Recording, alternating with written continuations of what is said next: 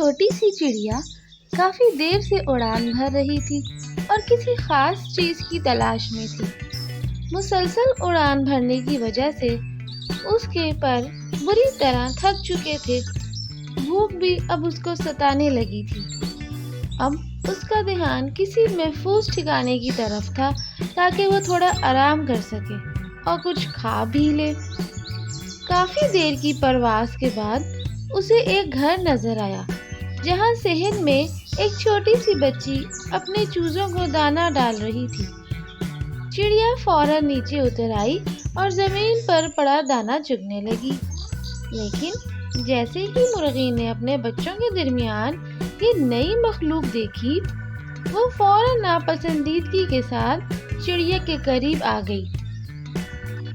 چڑیا نے فوراً اس کی آنکھوں میں چھپے غصے کو پہچان لیا۔ اچانک وہاں ایک بلی بھی نمودار ہو گئی۔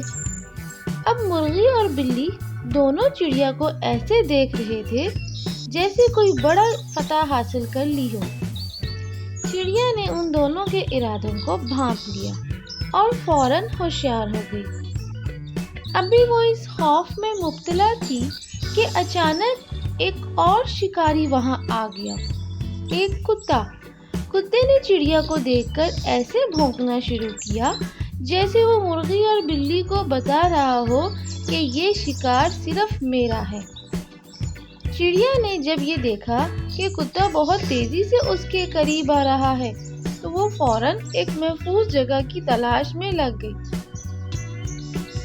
وقت بہت کم تھا، کتا تقریباً اس پر جھپٹنے والا تھا، لیکن چڑیا نے پھرتی سے ایک اونچی کھڑکی پر اپنا لی۔ یہ کھڑکی چڑیا کو عارضی طور پر محفوظ رکھنے میں کامیاب رہی۔ چڑیا گھبرا کر کھڑکی کے ایک کونے میں دبک کر بیٹھ گئی۔ اس کا چہرہ خوف سے زرد ہو چکا تھا۔ اس نے سوچا کہ اگر یہ کھڑکی اسے نظر نہ آتی تو شاید اب تک وہ کتے کے پیٹ میں جا چکی ہوتی۔ وقت گزرتا رہا اور چڑیا کا خوف بھی بڑھتا جا رہا تھا۔ اس نے اللہ تعالیٰ سے دعا کی کہ وہ اسے جلد مصیبت سے نجات دلائیں۔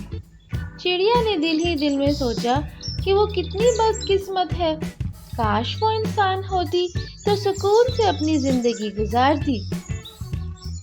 اسے کسی سے ڈرنے کی ضرورت نہ ہوتی، نہ ہی ہر وقت خونخوار جانوروں سے اپنی جان بچانے کا ڈر ہوتا۔ کتا یا بلی اسے کھانے نہیں آتے اور نہ ہی ہر رات اسے خوف میں گزارنی پڑتی۔ وہ رات واقعی بہت خوف زدہ تھی۔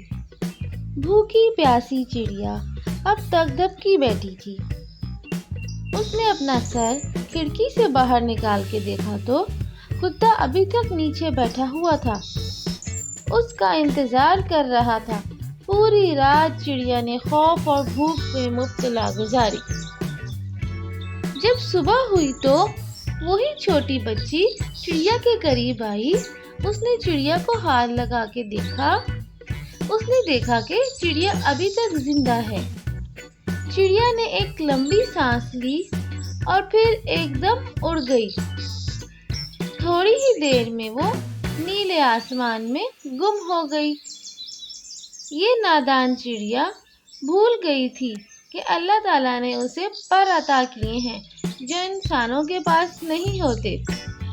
ہر جاندار کو اللہ تعالیٰ نے مکمل پیدا کیا ہے، اس کی ضرورتوں کا خیال رکھا ہے اور اسے اس کی بقا کے لیے ہنر عطا کیے ہیں۔ چڑیا کو یہ احساس ہوا کہ وہ کتنی خوش قسمت ہے کہ اسے پر ملے ہیں اڑنے کے لیے اور وہ ان نعمتوں کی بدولت ہر خطرے سے بچ سکتی ہے۔